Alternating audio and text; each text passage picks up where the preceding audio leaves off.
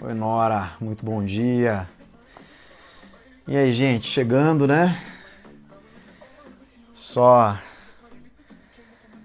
esperando aqui entrar um público um pouquinho maior. Willamy, bom dia, tudo bem? Pra você ainda é boa noite, que você tá com uma hora de atraso aí em relação ao nosso horário de Brasília. Muito bem, que bom. Eu queria que vocês me dissessem se o áudio tá bom, se vocês conseguem me ouvir bem.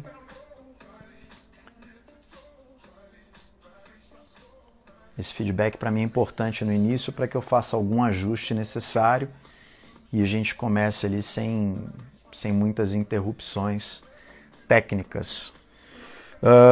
Eu vou falando, vocês vão me dando um feedback em relação à questão do áudio, tá? Obrigado, William, pela confirmação, Nora também. Beleza, que bom, Michel. Tomara que a gente consiga manter essa qualidade de áudio aí até o final. Bom, essa apresentação, como fica aí durante 24 horas disponível, eu preciso dizer que ela faz parte, né, de uma série de lives que pretendem ainda ser apresentadas aqui. Diversos serão os temas que nós vamos abordar e a ideia é que sempre a gente tenha algo que se aplique a esse momento pelo qual nós estamos passando. E aí, 0 hora de domingo, né, a nossa última live, ela falou sobre o coping, né, sobre estratégias de enfrentamento, e eu entendo assim que quando uma apresentação ela suscita perguntas, ela suscita questionamentos, talvez as pessoas queiram falar um pouco mais, né, a respeito disso daí. Oi, Márcia, bom dia. Flávia, tudo bem? Oi, Bárbara, bom dia. Então a ideia é que a gente dê continuidade àquilo que a gente começou a falar, né? Que de certa maneira parece ser algo extremamente útil, né?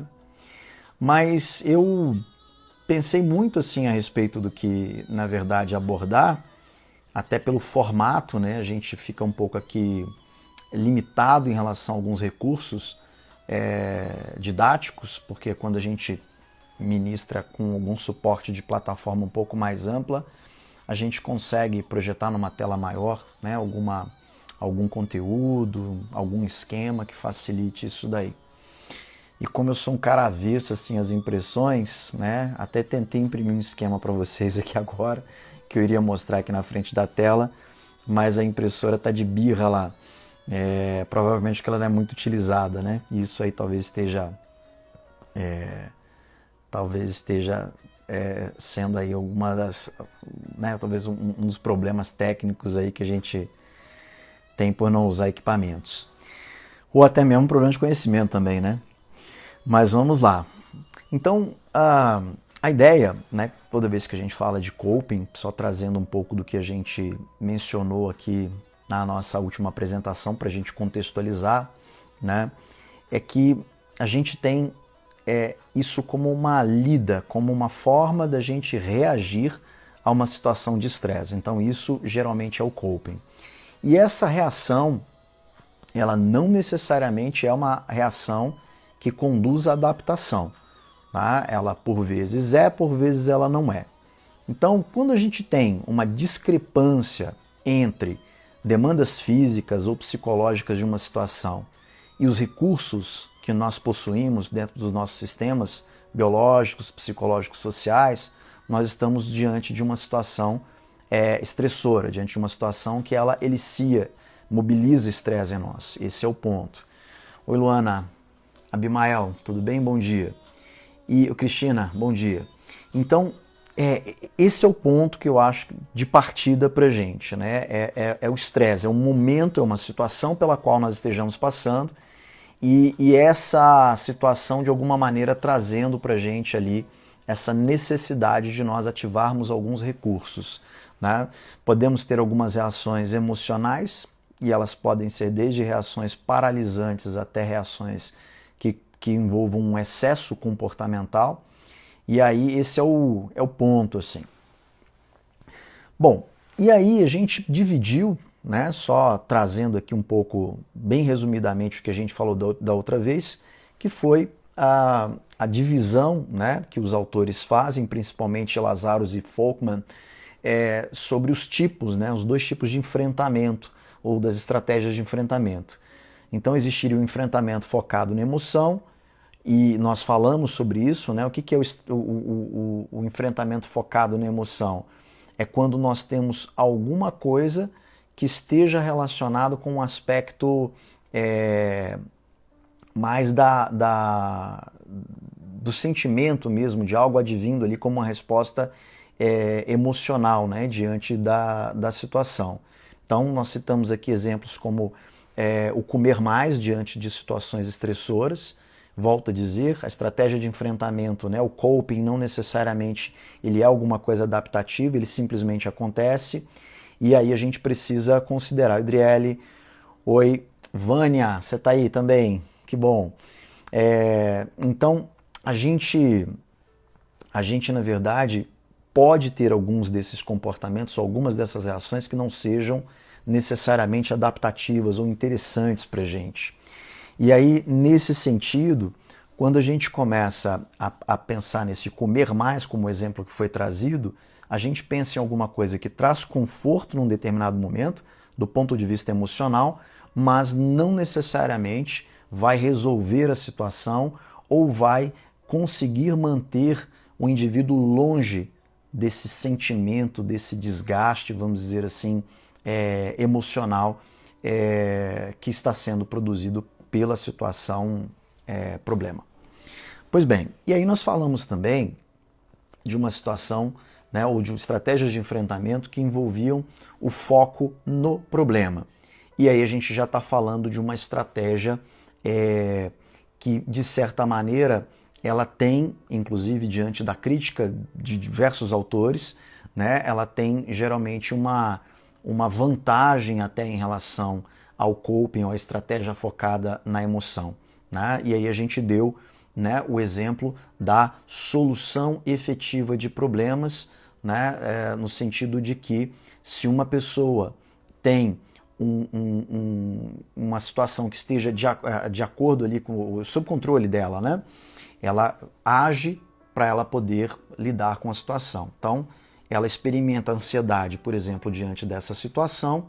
E uma das coisas que já foi indicada para ela seria a prática da atividade física aeróbica como uma maneira de trabalhar, né, essa situação.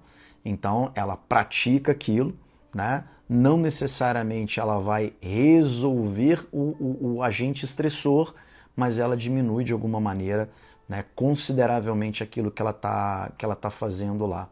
Pensando melhor, assim, a gente cabe até interpretações em relação a essas duas diferenças aí, né? E foi até uma das perguntas, é legal a gente estar falando sobre isso, porque foi até uma das perguntas, porque eu disse que a medicação, quando prescrita, ela seria uma estratégia baseada ou focada na emoção. Por quê? Porque o psicofármaco geralmente age dando condição de um indivíduo trabalhar ou buscar recursos pessoais, né, por meio de estratégias amplas assim que podem ser discutidas, mas isso seria alguma coisa, vamos dizer assim, do ponto de vista mais paliativo, né? Não acredito que seja algo desnecessário, né? As prescrições elas são importantes para a gente. Né? Eu vou apenas ligar o meu carregador aqui porque está dando sinal de bateria fraca. Pronto. Bom, e aí, quando a gente voltando para a questão da medicação, quando a gente pensa, né, nessa prescrição, a gente não pensa nessa prescrição como uma forma de se resolver o problema. Então, se uma pessoa está deprimida e começa a fazer uso de uma medicação antidepressiva nesse momento, ela não resolve aquilo que gera a depressão. E nesse sentido, né, partindo desse entendimento, é que a gente imagina que essa seria uma estratégia de enfrentamento focada na emoção. Quando a gente pensa numa questão focada no problema, a gente tenta agir diretamente sobre o problema. E aí, falando especificamente sobre essa estratégia, vamos dizer assim, da medicação, surgiu uma pergunta que me chegou no direct. Mas se uma pessoa ela busca isso para resolver o seu diagnóstico, era mais ou menos essa pergunta, né? Isso não seria uma estratégia de resolução do problema? Bom, vamos lá.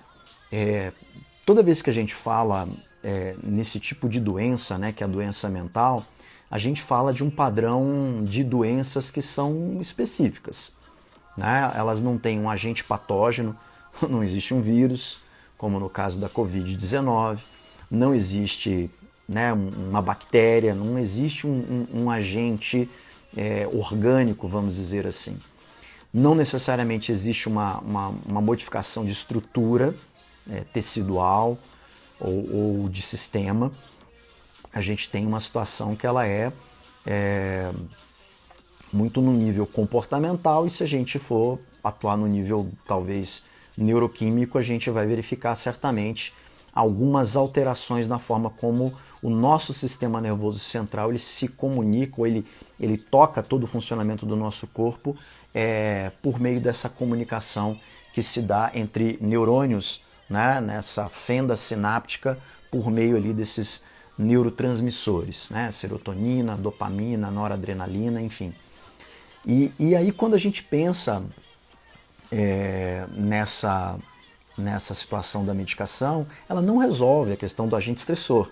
E em função disso, ela não seria considerada uma estratégia de enfrentamento focada no problema, ela seria uma estratégia focada na emoção. Mas se a gente pensar, eu fiquei pensando depois sobre esse questionamento e fiquei imaginando se uma pessoa tem, por exemplo, um quadro de um transtorno bipolar, né?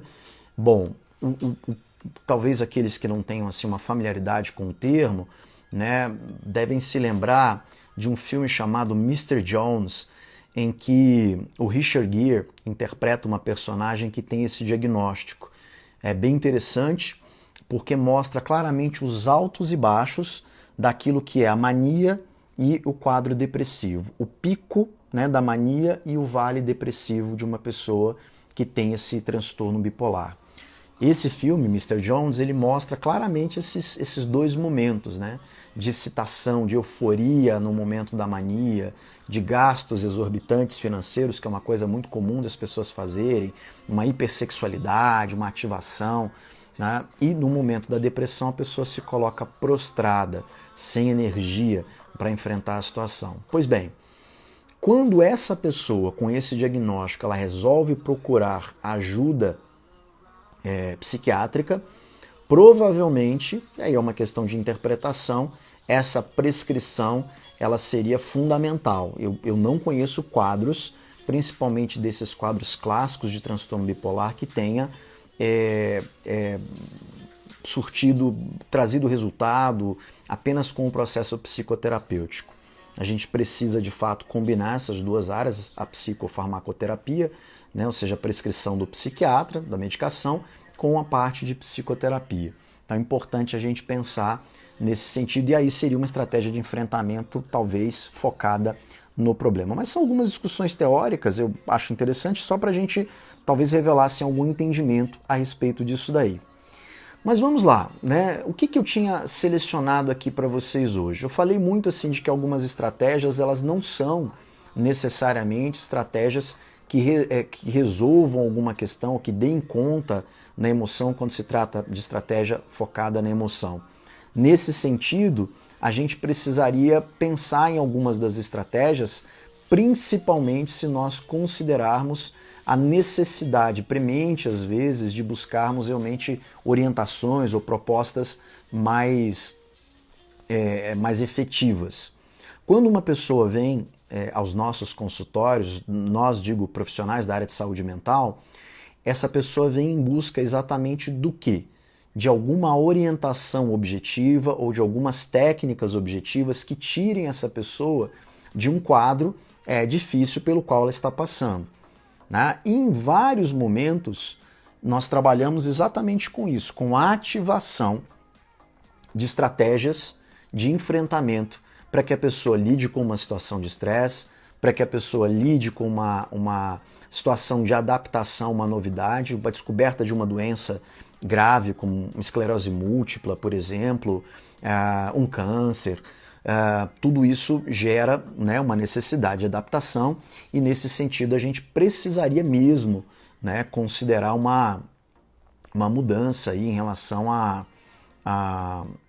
forma como a pessoa lida, né, com o que aconteceu, com a vida, e aí vão ser algumas estratégias essas recomendadas, essas prescritas.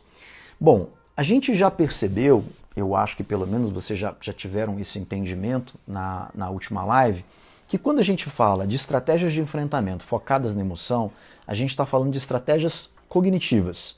A gente está falando exatamente do quê? De recursos mentais que nós utilizamos para quê? Para lidar com a situação da emoção.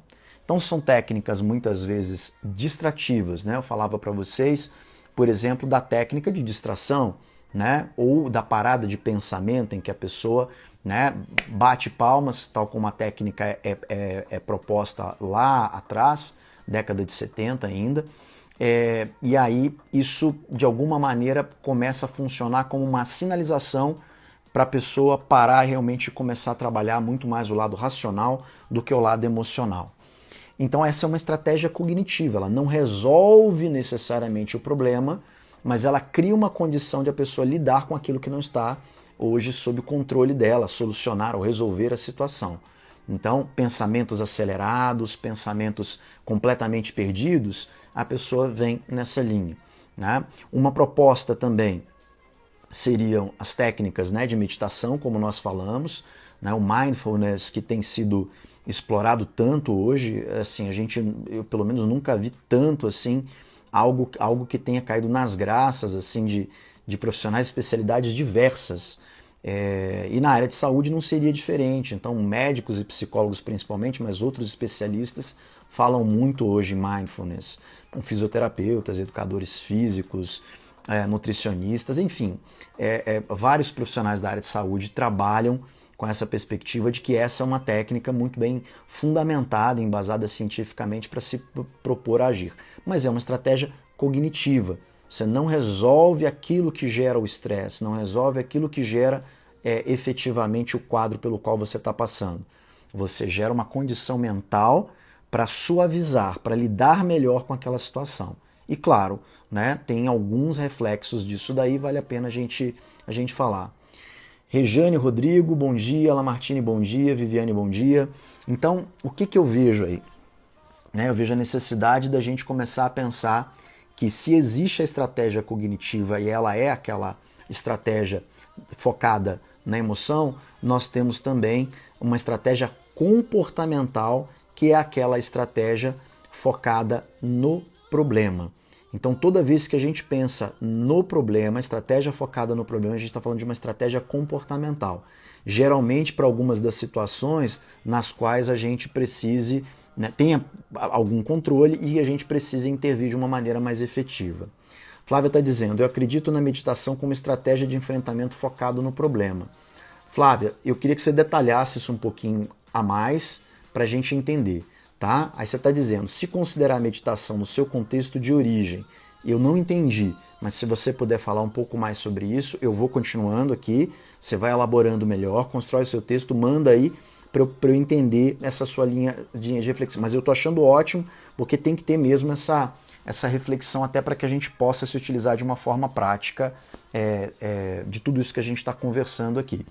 Então vejam, se nós enxergamos essas estratégias comportamentais, né, como aquelas que de alguma maneira trazem, né, uma ação sobre o meio que cerca a pessoa, né, a gente entende que seria um foco efetivamente no problema. Mas aí a gente vai evoluindo, tá?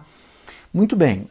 E aí a questão toda é, quais são as principais estratégias de enfrentamento que são orientadas ou vistas dentro dos nossos consultórios como estratégias, digamos assim, extremamente válidas, principalmente para um momento de adaptação como esse que a gente está vivendo.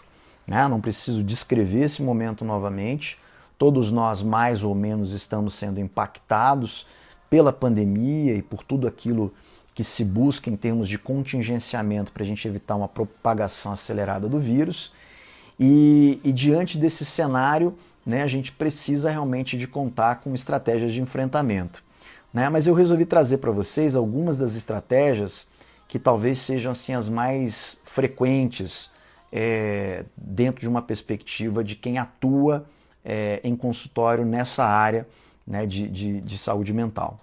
Então, uma das estratégias que eu trouxe aqui é a estratégia de compartilhar os problemas com os amigos. Amigos, familiares e pessoas que de alguma maneira façam parte do seu círculo social, né? Mas pessoas próximas, pessoas com quem se tenha algum tipo de relação a mais. Bom, é indubitável, né? Primeiro assim, a mudança que acontece em termos do nosso estado emocional quando nós verbalizamos aquilo que nós estamos sentindo. De alguma maneira, no momento em que nós tornamos palavras ou nós convertemos em palavras aquilo que a gente está sentindo na troca com uma outra pessoa, a situação ameniza. Né? E é interessante porque, vejam, algumas pessoas no momento em que procuram amigos, cônjuge, para falar a respeito de um problema, não procuram para ouvir dessa pessoa uma orientação prática, objetiva, alguma coisa. Às vezes essas pessoas só querem desabafar, elas só querem colocar para fora exatamente aquilo que elas estão sentindo, e isso já tem um poder curativo fantástico. Então, compartilhar os problemas com os amigos não necessariamente vai solucionar o problema como uma estratégia focada no problema, mas pode ser uma estratégia cognitiva, focada na emoção e que auxilia muito, pelo menos temporariamente. A Flávia voltou aqui com o questionamento que ela trouxe anteriormente. A meditação, pelo ponto de vista do budismo, é um dos caminhos para a libertação do sofrimento. Do ponto de vista de algumas religiões, a meditação é algo capaz de cortar a raiz do sofrimento mental. Flávia, eu consegui pegar, assim, agora o que você está querendo dizer. Me permita apenas trazer uma breve reflexão, acho que funcionaria para todos aqui também, que é a seguinte. Diferentes áreas de conhecimento, diferentes compreensões acerca das relações que existem entre um problema, uma dor emocional, um sofrimento, ou até mesmo um diagnóstico, e aquilo que gera efetivamente o sofrimento. Né?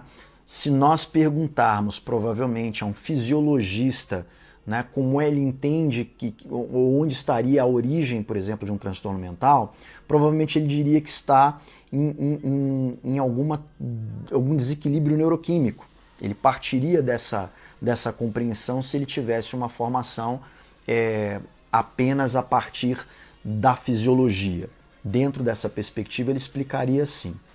Numa visão psicológica, e principalmente dentro de uma base comportamental, nós vemos uma relação entre eventos ambientais e esse transtorno, esse diagnóstico que a pessoa teria. Então essa dor e esse sofrimento, para nós que somos psicólogos e analistas do comportamento, ela geralmente está externa, fora de você. Né? Ou seja, a gente tem uma situação, né, como a pandemia, a gente tem uma mudança no cenário econômico, uma mudança no cenário das relações sociais, e isso sim seria um problema que traz para a pessoa depressão, ansiedade, isolamento, dificuldade para lidar com questões de ansiedade. Oi, Yasmin, bom dia. Então a gente pensa nesse sentido. Mas quando você traz esse histórico acerca do que seria realmente o budismo, dentro dessa compreensão, se a gente procurar enxergar dessa maneira, talvez seja assim um foco no problema, uma estratégia com foco no problema, tá? Então é questão mesmo da gente interpretar isso daí, mas é importante que a gente tenha mais ou menos essa compreensão para entender que algumas das coisas que nós fazemos, elas não desarticulam essa relação que existe entre o que acontece fora de nós, o problema micro ou macro, e aquilo que a gente sente e que por vezes sente num nível a ponto de configurar um diagnóstico dentro da área de transtornos mentais. Bom, eu falava sobre a questão de compartilhar, né, os problemas com os amigos, e a gente também tem algumas outras estratégias que são muito importantes no momento em que a pessoa contacta algo como um agente estressor, né? E a outra orientação seria assim: temporariamente afastar-se do problema, procurar compreendê-lo e então voltar a encará-lo com um repertório. Então vejam, muitos de nós entramos num processo de looping e de um estresse que só aumenta porque nós estamos frente a frente com um problema, muito próximos, talvez até cegados por essa proximidade tão grande, sem essa compreensão clara do que é o fenômeno como um todo. E nesse cenário, eu vejo assim, uma questão importante que nada como uma noite de sono e de descanso para a gente conseguir refletir melhor, pensar melhor e ter talvez até mais força física para enfrentar alguma situação. Então, afastar-se temporariamente do problema é isso. É você dar tempo para que você compreenda esse problema de uma forma mais ampla, né? E você passe a encará-lo agora com um repertório, com uma nova modalidade de enfrentamento. Então, tudo isso aí é importante. Ô, Rafael, como é que você tá, meu irmãozinho? Saudade de você, viu? Esse é um amigo querido que eu tenho que anda sumido. Embora a gente more muito perto, a gente se desencontra bastante. Oi, Luiz, bom dia. Então, quando a gente começa a falar a respeito dessas estratégias que são propostas geralmente nos nossos consultórios, a gente pensa assim, que são coisas simples, mas se vocês voltarem na live e tomarem nota de algumas dessas orientações, vocês vão ver que algumas coisas facilitam enormemente. Oi, Thaisa, muito bom dia, tudo bem? Como é que tá Goiânia? Então, se a gente, na verdade, tiver essa compreensão, né, eu entendo assim que as coisas talvez sejam facilitadas. Uma terceira orientação muito comum de estratégia assim, de enfrentamento dentro de consultório é a ideia de que a gente não reprima ou não segure, né, os nossos sentimentos de forma a não trazê-los para manifestação em um determinado momento da forma adequada, né? Guardar sentimentos de raiva, guardar sentimentos de frustração, guardar sentimentos assim de impactos psicológicos muito grandes, geralmente nos traz problemas, não só de ordem emocional, mas também de ordem orgânica. Quando nós pensamos nas doenças autoimunes, é muito comum a gente ter uma compreensão, uma visão clara de que, né, nós temos um fator emocional presente ali muito, muito pesado. Né? As doenças chamadas de doenças psicossomáticas, então, quer dizer, a própria definição desse tipo de doença já mostra pra gente. Tá frio em Goiânia, né? Aqui em Brasília também, caiu bastante a temperatura. Pois bem, outra orientação importante, e essa já é uma estratégia que eu entendo como uma estratégia, né, como eu disse a vocês, comportamental, mas ao mesmo tempo a gente por vezes pode entender também como uma estratégia focada na emoção, que é fazer exercícios físicos regularmente.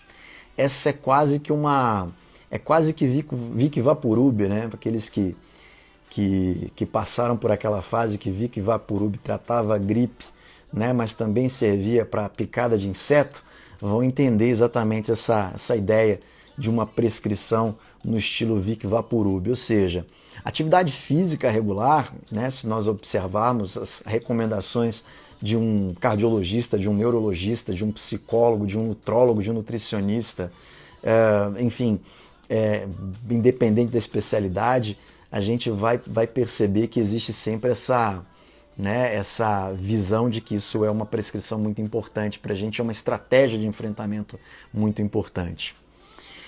Outra recomendação importante também: agende seus compromissos para fazê-los com tranquilidade e eficiência.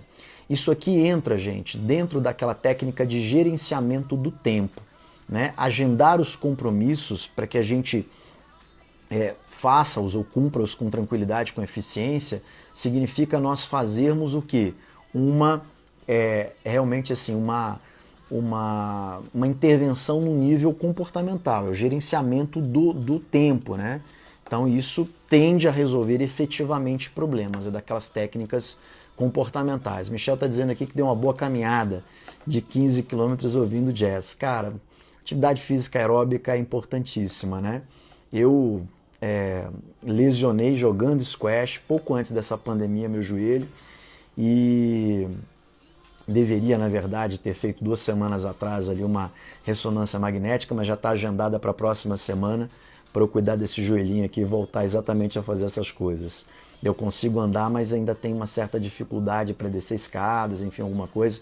E sem academia para fazer musculação, em casa é um pouco mais difícil, né? Eu não tenho os aparelhos, enfim, tudo é mais complexo. Mas a ideia é tentar mudar isso daí. Tem 3 dias que você está fazendo atividade física, recomendo, maravilha, que esses 3 virem 30, que esses 30 virem 300. Essa é a ideia, né? Musicoterapia é uma boa alternativa.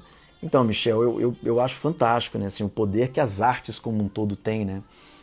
Se a gente pensar, né, na música, se a gente pensar no cinema, se a gente pensar, né, nas artes plásticas, se a gente pensar, né, nessas formas de expressão, não só quando a gente consome arte, né, mas quando a gente produz arte também, isso é fantástico, né? Para quem produz, principalmente, isso certamente é terapêutico, né? Eu não tenho a menor dúvida disso daí. Mas assistir também, ouvir também, ou consumir arte, certamente é uma coisa positiva no meu entendimento.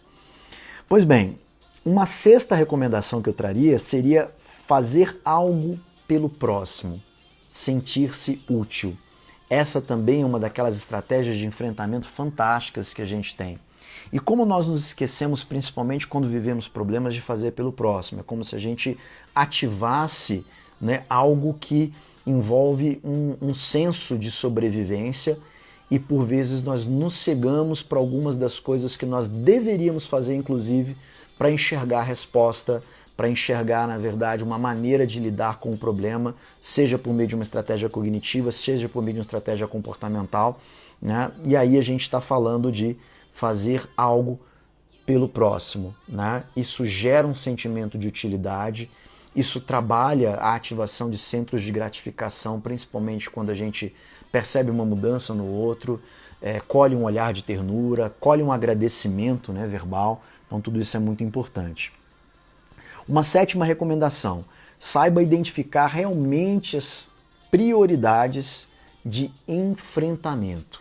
Tá? Então isso é muito importante.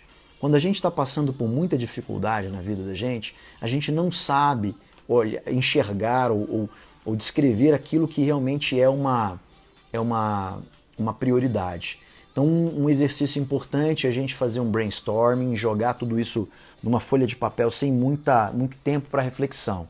É colocar o relógio para despertar em 1 minuto, e em 1 minuto você vai lançar tudo o que você, na verdade, vamos dizer assim, teria como prioridade, ou você imagina que seria prioridade de enfrentamento. Quais são as situações que você está vivendo? Tristeza? Solidão? Ameaça de desemprego? Medo ou até mesmo já algum tipo de consequência financeira em função da pandemia? Então é importante lançar tudo isso para a gente enxergar o que vai ser prioridade, né, a prioridade 0 de tudo isso daí. Então seria algo nesse sentido. E já acabando, já estamos caminhando aqui para a 10ª, tá? Eu separei apenas 10 orientações. A 8ª que eu separei aqui seria essa de ser realista e estabelecer expectativas de acordo com as suas possibilidades. Nós somos muito autocríticos, né? Então é muito difícil às vezes a gente se dar por satisfeito com algumas das realizações que a gente faça, né? Ser realista muitas vezes é entender o que seria uma capacidade e também o que seria uma limitação nossa diante do momento, da situação que a gente está vivendo. né? Olhar para as outras pessoas, para o desempenho das outras pessoas e enxergar se existe uma discrepância muito grande entre aquilo que a gente está fazendo e aquilo que as outras pessoas fazem. E estabelecer essas expectativas de acordo com possibilidades, ou seja, você tem que se autoconhecer, tem que entender quais são os seus limites para que você compreenda claramente o que isso aqui quer dizer. De qualquer maneira, né, uma recomendação extremamente importante, seja realista e estabeleça expectativas de acordo com as possibilidades que você tem. Nona e penúltima recomendação de estratégia de enfrentamento. Não se afaste das pessoas quando você estiver estressado. Muitas pessoas fazem isso. Elas se recolhem, elas procuram se reservar, né?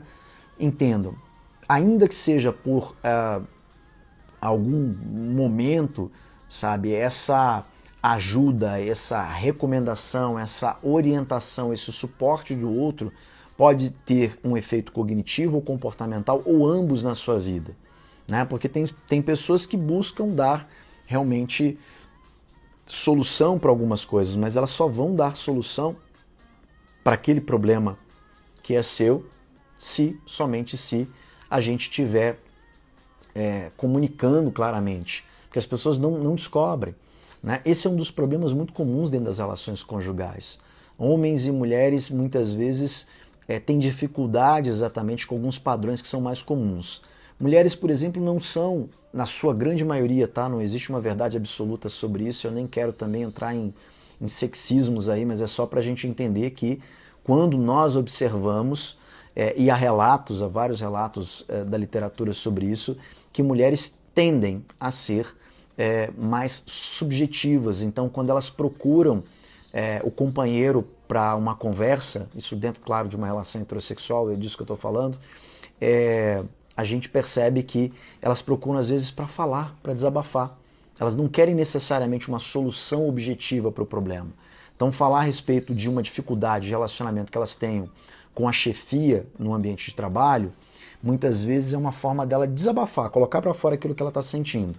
Sendo que o marido muitas vezes vai vir com uma orientação, né? Olha, sobe isso, escala o teu chefe, conversa com o superior dele, explica o que está acontecendo, ele vai entender e talvez já repreenda a pessoa.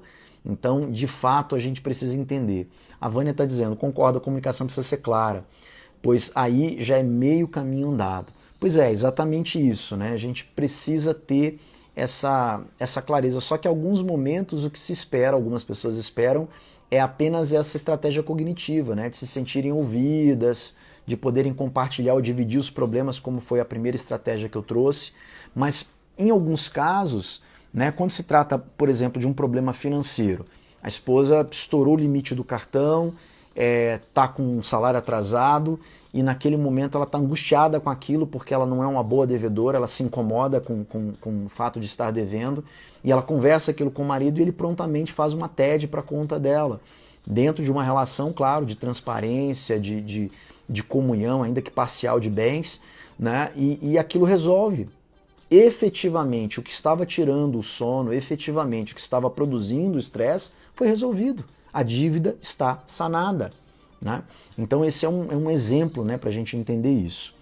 Então, a gente não se afastando, a gente acaba contando muitas vezes com ajuda, seja por meio de uma estratégia cognitiva, que esse amigo, que essa pessoa, de quem a gente se aproxime, ou quem a gente permita a proximidade, vai trazer para a gente, ou até mesmo uma ação positiva e efetiva e comportamental, como nesse caso que eu trouxe para vocês, do casamento.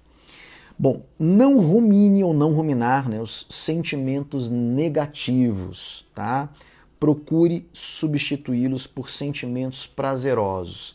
Essa eu diria que é uma máxima da psicologia positiva e essa é uma ideia importante que a gente tem que guardar dentro da gente.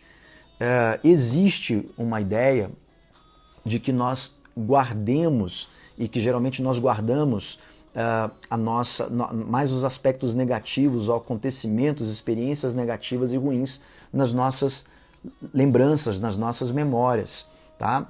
E isso encontra, sim, uma explicação dentro do ponto de vista evolucionista da espécie, tá? Provavelmente as questões ruins ou os eventos negativos, eles representam algum tipo de risco.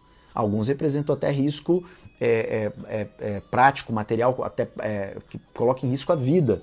E nesse sentido, a gente está falando de alguma coisa que, se nós não guardarmos na lembrança, pode ser que nós nos coloquemos ou permitamos acesso a uma determinada situação que pode trazer, né, novamente o mesmo risco. E por isso nós aprendemos assim. Há teóricos que investigaram isso. Existe uma chamada teoria do impacto diferencial que discute exatamente essa questão que nós estamos falando aqui, que é essa memória seletiva para coisas ruins, ou memória que guarde mais as coisas ruins. Mas a despeito de tudo isso, o esforço que nós temos que fazer, principalmente quando estamos diante de uma situação estressora, é o esforço nesse sentido, no sentido de quebrarmos de alguma maneira essa linha de percepção e tentarmos focar nas questões positivas. Eu falava no domingo sobre a estratégia de fazermos um registro do diário de gratidão, né? Das coisas boas que nos aconteceram. Gratidão aqui a quem? Bom, aí depende, né? Pode ser gratidão a uma pessoa que esteja próxima de você, pode ser gratidão a Deus para aqueles que têm alguma crença, né, na divindade, e por aí vai. Então a gente tem essas ideias, vamos dizer assim, de que guardar, né, ou ruminar, ou permitir que esses sentimentos eles permaneçam conosco por mais tempo, isso possa trazer para a gente um nível de desorganização muito grande, e geralmente traz, né? Então substituir por sentimentos ou pensamentos prazerosos pode ser uma coisa muito positiva, né? E aí a gente tem que estimular isso, senão a gente não sabe como fazer. E eu estou falando do quê? Né? Registrarmos as coisas boas, mantermos viva essa proposta do diário de gratidão, como, né, disse aqui na última live. E isso pode ser uma coisa muito, muito importante. Então, do ponto de vista assim, do que eu tinha planejado para trazer hoje, era um pouco da discussão e a tentativa de resposta para algumas das perguntas que me chegaram no direct. Fiquem muito à vontade para continuarem mandando esses questionamentos. Eu acho que não vi, pelo menos não me lembrei aqui de quem fez a pergunta tá aqui agora para eu poder perguntar se realmente estava atendido ali. Acho que são pessoas que não estão aqui ou que assistiram a live depois, talvez não estejam nunca nesse horário.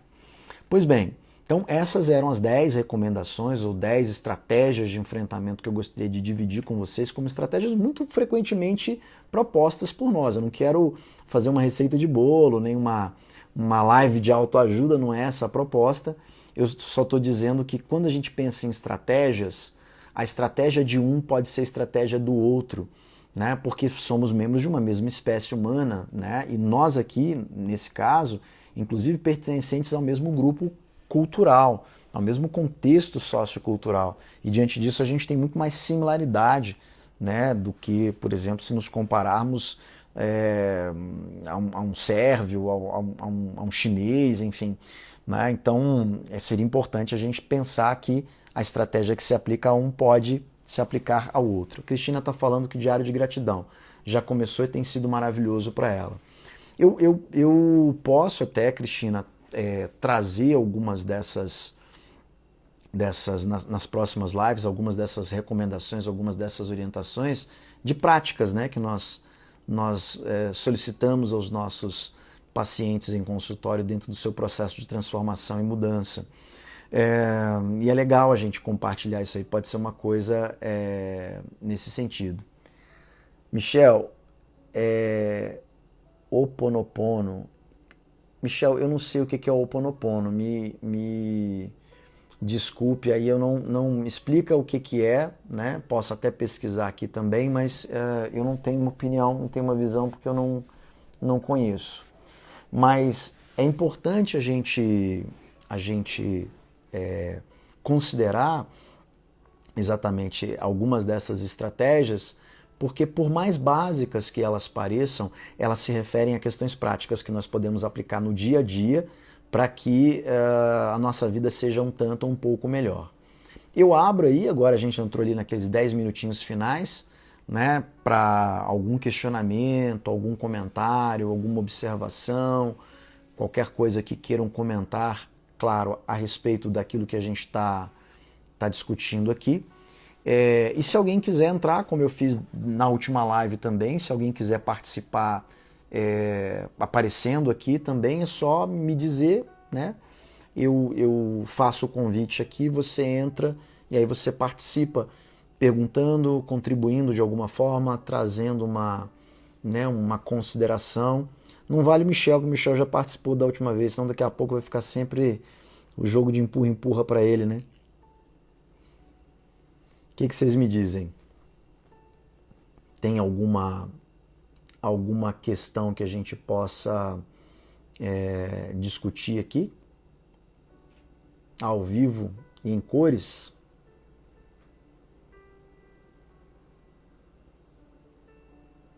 Oi, Raiane, bom dia, seja bem-vinda.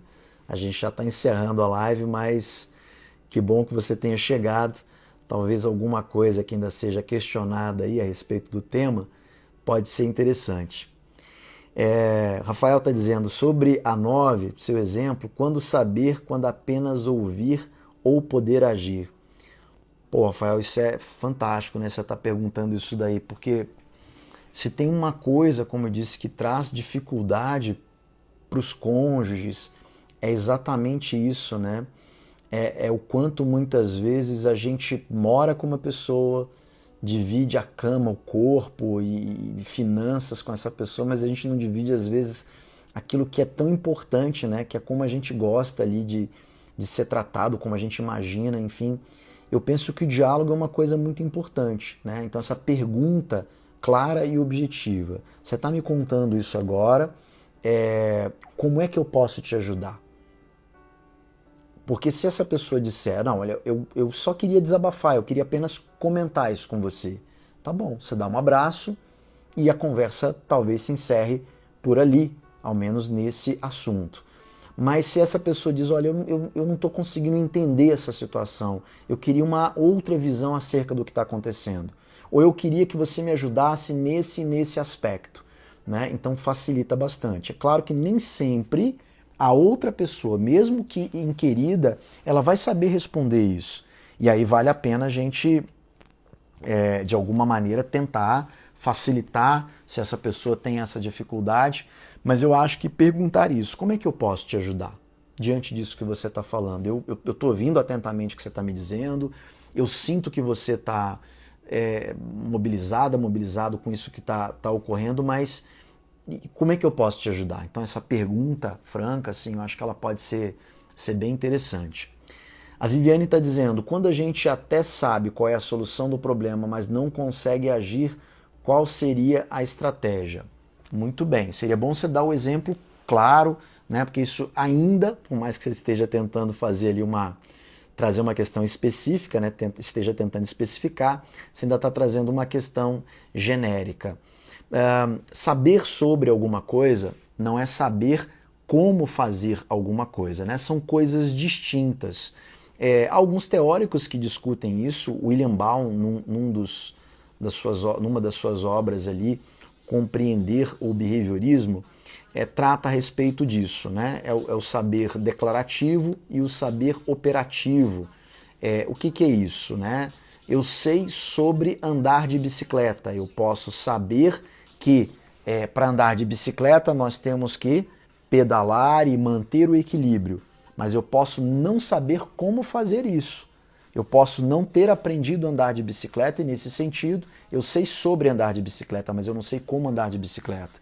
E muitas vezes algumas pessoas, elas sabem sobre a solução do problema, mas elas não sabem como resolver o problema, né? Então, conduzir uma reunião como uma forma, de repente, de ajustar o discurso dentro de um ambiente empresarial, por exemplo, né? Talvez esse gestor ele saiba que isso é necessário, ele tenha tido treinamento para isso, ou seja, ele sabe qual é a solução do problema, mas por ele ser inábil do ponto de vista social, por ele ter dificuldade de confrontar subordinados diante de um momento de maior rusga, de maior problema, o que passa a acontecer?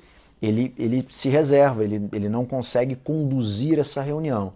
Então tem que entender um pouco o que você está trazendo aqui, Mas, Viviane, seria interessante a gente entender se não se encaixa nisso, né? Saber sobre, como eu disse, não necessariamente é saber como.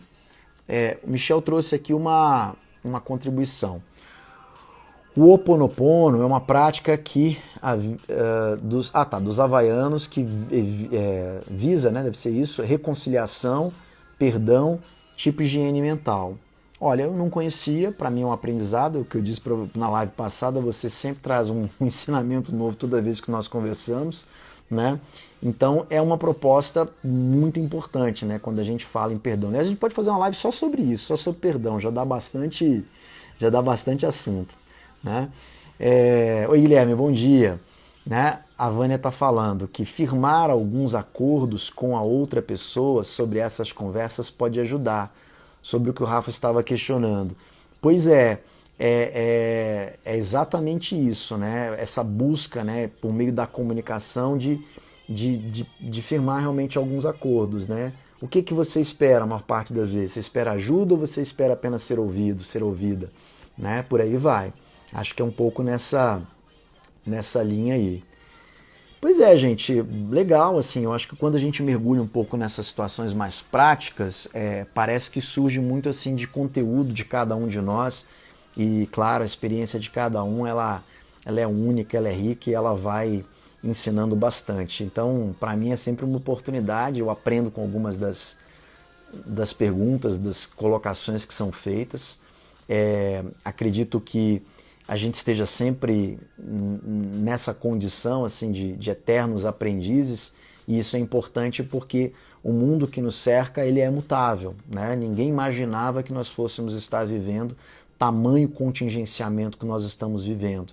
E se nós não tivéssemos a capacidade de adaptação a tudo que está acontecendo, provavelmente a gente teria muito mais problemas do que aqueles que nós estamos enfrentando hoje. Então, quando se fala em estratégias de enfrentamento, a gente fala nisso. E em ativar e de preferência efetivamente estratégias para que a gente minimize a dor, o sofrimento, para que a gente resolva as fontes de estresse ou que a gente resolva efetivamente os problemas dentro de uma das classificações dos autores lá, que seriam essas estratégias focadas no problema. Bom, é isso. Estamos aqui com o nosso tempo encerrando aqui de acordo com o nosso Instagram. Espero que vocês continuem participando. Como disse, a gente deve manter essa proposta aqui até a gente ter grandes novidades em relação ao fim aí da quarentena. E aí eu vou precisar ajustar, né? Mantenho sim, certamente o projeto é interessante. Eu gosto de estar essa hora acordado aqui e conversando. Enfim, acho que é uma oportunidade que eu tenho. Mas durante a semana, uma vez que as atividades sejam retomadas, fica um pouco mais difícil. Então vamos acompanhando enquanto, né, a gente puder manter esse projeto da forma como ele está acontecendo. Divulguem, por favor, divulguem para as pessoas que vocês acham que de repente isso possa trazer algum alento ou trazer alguma reflexão, algum crescimento em algum nível. Divulguem, acho que isso é importante. Um abraço para todos vocês. Vamos nos falando. Fiquem com Deus.